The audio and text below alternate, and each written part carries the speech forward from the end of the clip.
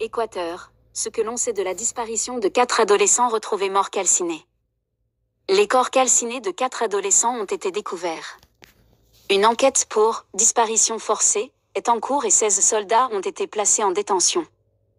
L'Équateur est traumatisé après la découverte, le 19 décembre, de 4 corps calcinés près de la base militaire de Tora, dans l'ouest du pays.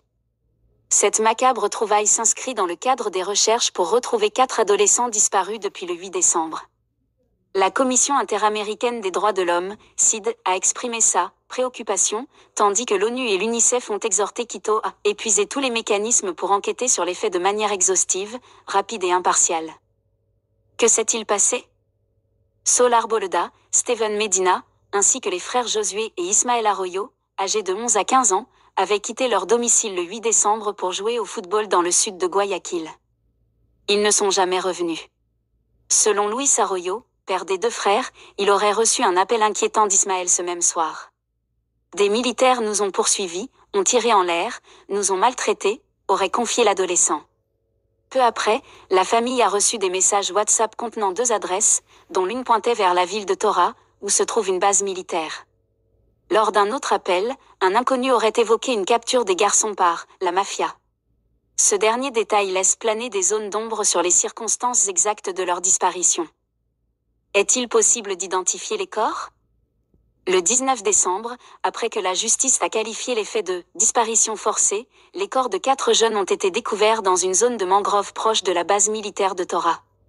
Ces corps sont gravement endommagés, compliquant leur identification.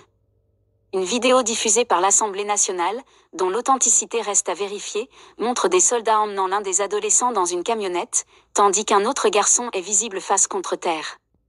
Les corps qui ont été retrouvés sont détruits, a précisé Billy Navarrete, directeur exécutif du Comité de défense des droits de l'homme de Guayaquil. Les familles des victimes ont été convoquées à la morgue de Guayaquil le jour de Noël pour tenter de reconnaître les dépouilles. Si cette étape échoue, des tests ADN, qui pourraient prendre 30 à 40 jours, seront nécessaires. Que font les autorités? Les autorités équatoriennes ont lancé une enquête approfondie. Le parquet a perquisitionné la base militaire de Tora, où étaient stationnés les soldats impliqués dans une opération militaire au moment de la disparition des garçons. Les téléphones des militaires et les véhicules utilisés ont été saisis. 16 soldats ont été placés en détention militaire. Le ministre de la Défense, Giancarlo Lofredo, a affirmé que « rien de ce que les enfants ont fait ne justifie leur disparition », tout en dénonçant une tentative de ternir l'image des forces armées. C'est une stratégie pour faire croire que les soldats sont des fous qui sortent par groupe de 16 pour parcourir les terrains de football et enlever des mineurs. Le président Daniel Noboa, confronté à une explosion de la violence liée au narcotrafic dans un pays autrefois paisible, a renforcé le recours aux forces de sécurité pour lutter contre les gangs criminels. Il a par ailleurs annoncé que les mineurs disparus pourraient être déclarés héros nationaux. Du côté de l'opinion publique, la population réclame justice pour les familles des victimes et s'inquiète du rôle et de la responsabilité des forces armées.